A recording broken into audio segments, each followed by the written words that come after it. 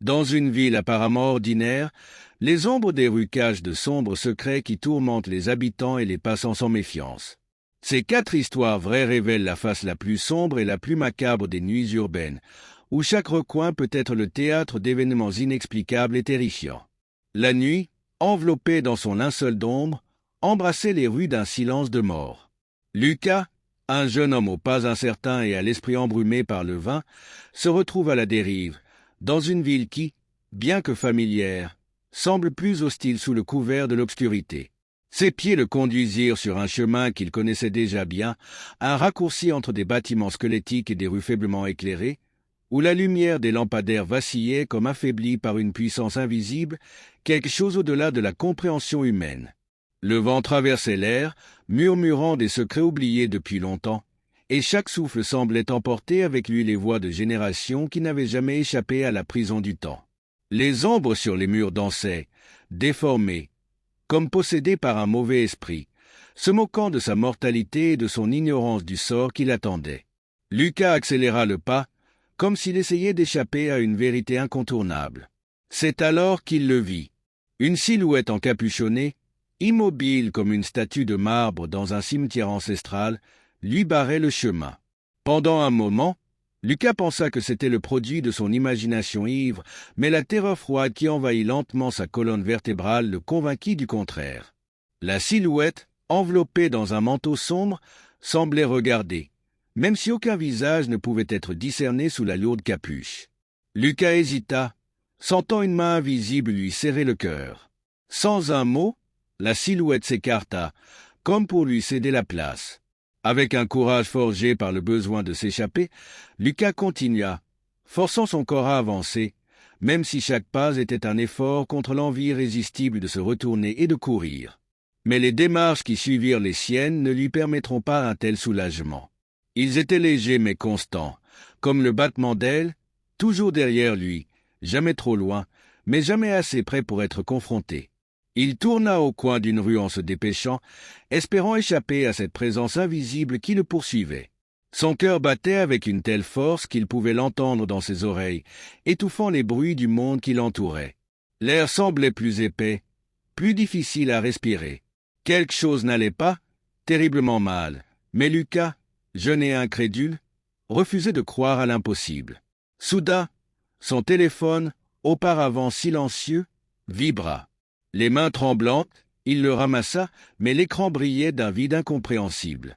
Il n'y avait aucun signal. Il n'y avait pas d'échappatoire. Il regarda autour de lui, essayant de trouver une issue de secours, mais tout ce qu'il vit était l'obscurité. Une obscurité vivante et palpitante qui semblait s'approcher, suffocante, comme le voile de la mort lui-même.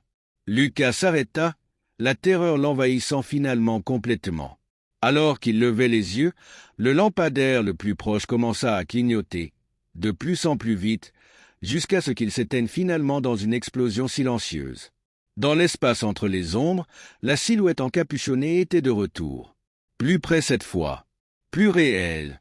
Et en une seconde qui sembla durer une éternité, le monde autour de Lucas s'effondra et il disparut. Les jours qui suivirent furent imprégnés d'un étrange sentiment de vide, comme si la ville elle-même avait absorbé l'âme de Lucas, ne laissant que des échos de son existence entre ses murs froids et indifférents. Ses amis, perturbés par le silence prolongé, tentent en vain de le contacter. Le téléphone de Lucas restait inactif, et le temps semblait s'étendre dans une angoisse tortueuse, comme si chaque seconde écoulée était traînée par une main invisible. La famille, désespérée, a contacté les autorités. La police a cependant réagi avec sa froideur bureaucratique habituelle.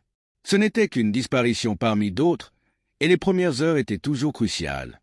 Ils fouillèrent les lieux que Lucas fréquentait, revinrent sur ses pas jusqu'au dernier point connu, cette rue maudite, entourée de secrets longtemps murmurés. Cependant, il n'y avait aucun indice, aucun signe de lutte, rien n'indiquant ce qui s'était passé. Juste le silence énigmatique de la ville et les ombres qui semblaient se cacher. Les amis de Lucas, cependant, ont commencé à remarquer quelque chose d'inquiétant. Au cours des jours suivants, des messages épars et déconnectés ont commencé à apparaître sur les téléphones portables de certains d'entre eux. Des mots vagues, comme des fragments d'un cauchemar mal déchiffré. Au secours, sombre, je ne peux pas m'échapper.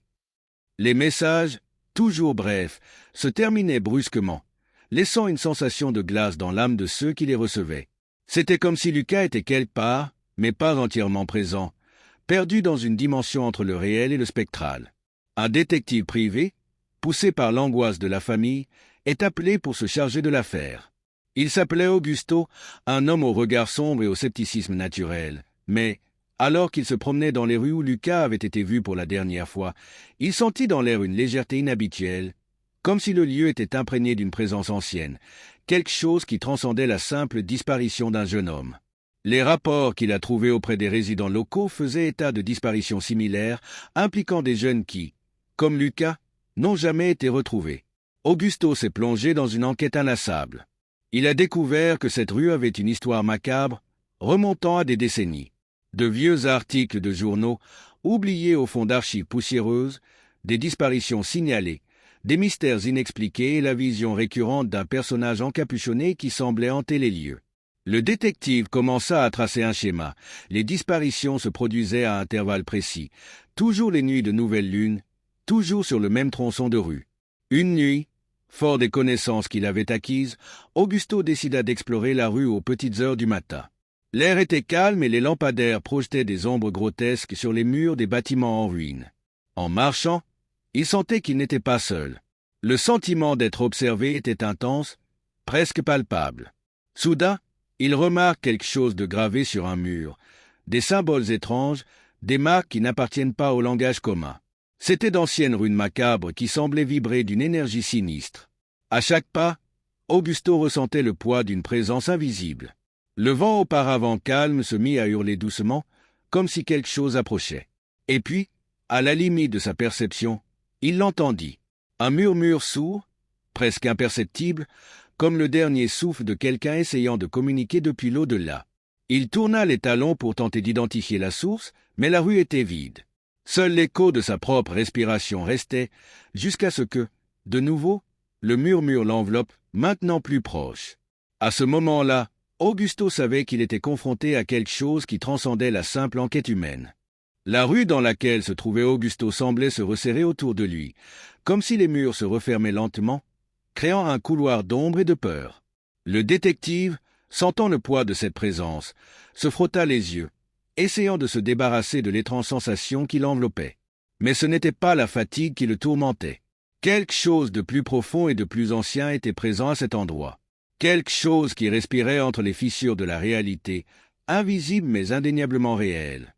Les runes, gravées sur les murs, dégageaient une aura de désespoir et d'agonie, et Augusto, bien que sceptique de nature, ne put s'empêcher d'être envahi par un frisson.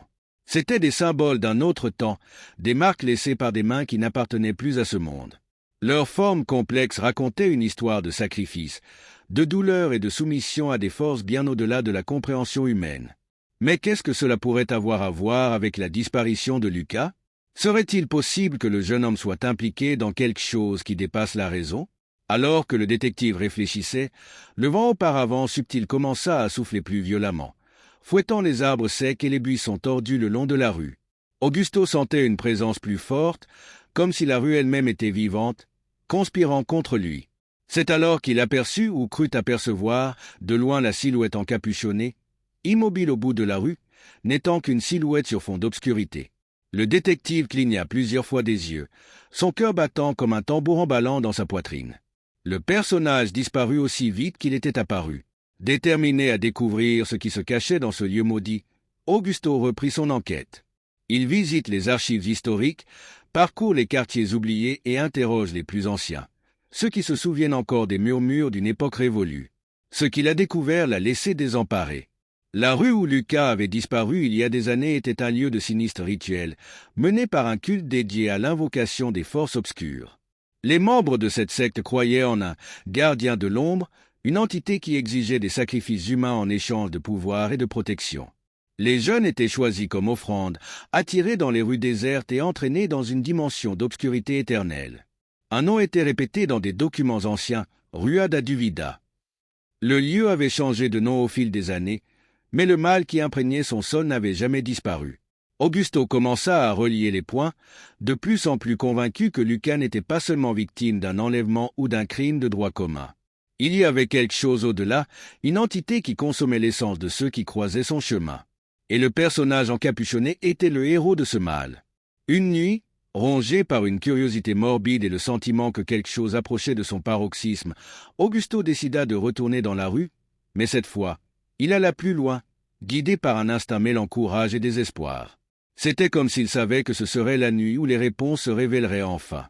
L'air était lourd, chargé d'électricité, et le silence était si épais qu'il semblait supprimer tout son. Alors qu'Auguste s'approchait de l'entrée d'une ancienne catacombe cachée sous la rue, il vit les mêmes symboles gravés sur les pierres, brillant faiblement au clair de lune. Il descendit les marches raides, sentant le froid de la mort sur chaque mur qu'il touchait. En bas, au cœur des ténèbres, il retrouve ce qui était perdu depuis des siècles, l'autel du culte, un lieu taché par le sang des innocents et l'horreur des sacrifices oubliés. Mais il n'était pas seul. Au plus profond du sanctuaire, parmi les ombres qui semblaient avoir leur propre vie, il entendit à nouveau ce murmure glaçant, maintenant plus fort, plus clair. C'était Lucas, ou ce qui restait de lui, coincé entre les mondes. Et le gardien, la silhouette encapuchonnée, attendait patiemment, tel un prédateur qui avait finalement attiré sa proie dans le piège final. L'air dans les catacombes était suffocant, chargé d'une odeur de pourriture et de décennies d'humidité accumulée. Les murs, recouverts de mousse, semblaient vibrer doucement, comme s'ils pulsaient d'une vie sinistre et primordiale. Augusto avançait lentement, le cœur battant, chaque pas plus lourd que le précédent. Les murmures devinrent plus clairs, une cacophonie de voix qui semblait émerger des pierres même autour de lui, l'appelant, l'invitant à rejoindre les ténèbres éternelles. Au centre de la pièce, éclairé par une lumière spectrale sans source visible, il aperçut l'autel. C'était une pièce grotesque, faite de pierres noires, sur laquelle se trouvaient des marques profondes, presque comme des cicatrices, provenant de rituels oubliés depuis longtemps. Des symboles anciens, inintelligibles pour l'esprit moderne, étaient gravés sur la surface, serpentant selon des motifs labyrinthiques qui semblaient bouger lorsqu'il détournait le regard. Un froid ancien émanait de l'autel, une glace qui s'infiltrait dans ses os, le faisant se sentir petit, insignifiant devant lui. Cependant, ce qui retenait le plus son attention était ce qui se trouvait au-delà de l'autel. Au fond des catacombes, enveloppée d'ombres qui semblaient la dévorer, la silhouette encapuchonnée se tenait immobile, telle une sentinelle venue d'un autre monde. La profonde capuche cachait toujours son visage, mais la présence qui émanait d'elle était écrasante, comme si toute l'obscurité de cet endroit avait une seule origine, cet être. Soudain, un murmure plus clair que les autres traversa le silence. C'était la voix de Lucas, faible, lointaine, mais indubitable. « Aidez-moi » résonnait-il, se répercutant à travers les murs et atteignant les oreilles d'Augusto comme la plainte d'une âme perdue, enfermée dans une prison d'ombre. Le détective sentit un frisson lui parcourir le dos. Lucas était là, ou du moins ce qu'il en restait. La gorge sèche, Augusto essaya de parler, mais sa voix refusait de sortir. Il sentit sur lui le poids d'yeux invisible, comme si l'air lui-même observait ses mouvements. La silhouette encapuchonnée restait immobile, mais quelque chose en elle semblait bouger, subtilement, comme s'il attendait une invitation, une action d'Auguste qui libérerait des forces longtemps emprisonnées. Ému par un mélange de désespoir et d'un courage qu'il ne savait pas posséder, Augusto s'approcha de l'autel. Il se sentait attiré par une force invisible, comme si quelque chose au plus profond de lui le forçait à toucher les pierres froides et anciennes. Cependant, il a résisté. Une voix dans son esprit, ou peut-être était-ce son propre instinct de survie, lui criait de reculer, de fuir ce foutu endroit avant qu'il ne soit trop tard. Mais Lucas, quoi qu'il soit arrivé au jeune homme, son âme était prisonnière là, enchaînée par des forces dépassant l'entendement des mortels. Augusto savait qu'il ne pouvait pas partir. Non sans réponse. Lucas réussit-il finalement à balbutier, sa voix résonnant dans la pièce dans un murmure anxieux. Le murmure en retour était presque imperceptible, comme un vent léger traversant les ruines. « Je suis là, mais je ne suis plus le même. » L'obscurité sembla s'épaissir autour de la silhouette encapuchonnée, puis, pour la première fois, elle bougea. Lentement, il leva une main squelettique, pointant directement vers Augustus. Ce geste était accompagné d'un rire faible et sec, qui semblait venir de tous les coins de la catacombe à la fois. Et c'est à ce moment-là que la vérité a commencé à se dévoiler.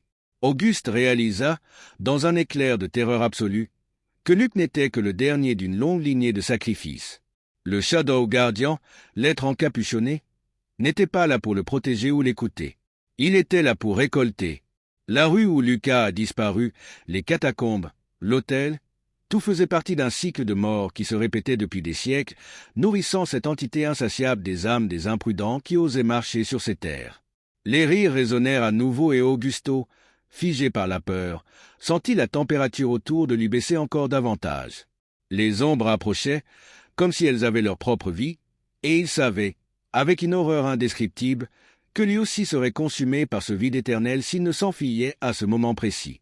Il recula d'un pas, puis d'un autre. La silhouette encapuchonnée ne bougeait pas, mais le poids de sa présence semblait augmenter, comme si elle s'apprêtait à porter le coup final. Augusto se retourna et courut, le bruit de ses pas résonnant sur les murs, mêlé de murmures et de rires lointains, tandis que les catacombes et tout ce qu'elles contenaient disparaissaient dans l'ombre derrière lui.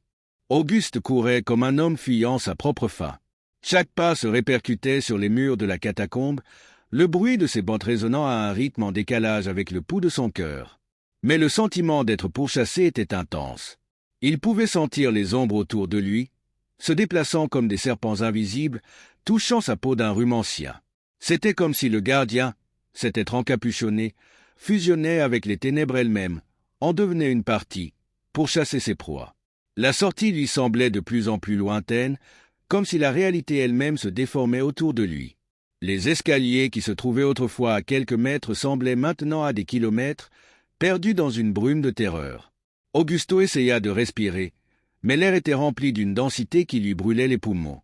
C'était comme si l'endroit lui absorbait sa vitalité, essayant de le piéger pour toujours. Tandis qu'il courait, quelque chose sur le mur attira son attention. Des symboles anciens, semblables à ceux qu'il avait vus auparavant, commencèrent à briller d'une lumière faible, presque invisible. Au milieu de sa fuite désespérée, une terrible prise de conscience s'empara de son esprit. Les runes n'étaient pas seulement décoratives, ils étaient un moyen de sceller le pouvoir de l'entité, un piège pour maintenir le gardien piégé en place. Mais quelque chose avait affaibli le sceau, permettant à la perversité de s'échapper. Le bruit des murmures, autrefois lointain, était désormais trop proche. Augusto entendit clairement son nom être appelé, sur un ton qui ressemblait à celui de Lucas, mais déformé, comme si l'âme du jeune homme était manipulée par une force maléfique. « Augusto !» Il n'y a pas d'échappatoire. La voix était faible, mêlée au rire spectral qui résonnait autour de lui. Lorsqu'il atteignit enfin les escaliers, il ressentit un soulagement momentané. Chaque marche qu'il gravissait l'entraînait plus loin dans les profondeurs de cette maudite catacombe. Mais la terreur était toujours là, vibrant dans toutes les parties de son corps. L'air autour de lui était glacial et il savait que le gardien ne le laisserait pas partir aussi facilement. En émergeant à la surface, la lune était enveloppée de nuages denses, comme si le ciel connaissait l'obscurité à laquelle il était confronté. La rue était déserte et le silence profond, presque contre nature. Il sortit en trébuchant, haletant, et tomba à genoux sur l'asphalte froid. Il se sentait vidé, comme s'il avait laissé une partie de son âme dans ces catacombes. Mais il était vivant. Pendant un bref instant, Augusto crut s'être échappé. Mais le sentiment de soulagement s'estompa bientôt lorsqu'il entendit un bruit doux derrière lui, des pas légers, comme ceux de quelqu'un qui marche tranquillement. Il n'avait pas besoin de chercher pour savoir. Le gardien était là, debout au bord de la rue, le regardant de ses yeux invisibles, une présence qui transcendait l'entendement. Il avait été libéré, et maintenant, il était lié à Auguste d'une manière irréversible. Le détective se leva, son corps toujours tremblant. Il n'y avait plus d'échappatoire. La rue, la ville, le monde qui l'entourait n'étaient plus les mêmes. Les ombres avaient un nouveau maître, et le temps d'Augusto était compté. Au loin, il entendit la sonnerie d'un téléphone. C'était le téléphone portable de Lucas, abandonné depuis des jours. Mais cette fois, personne n'était en vie pour répondre.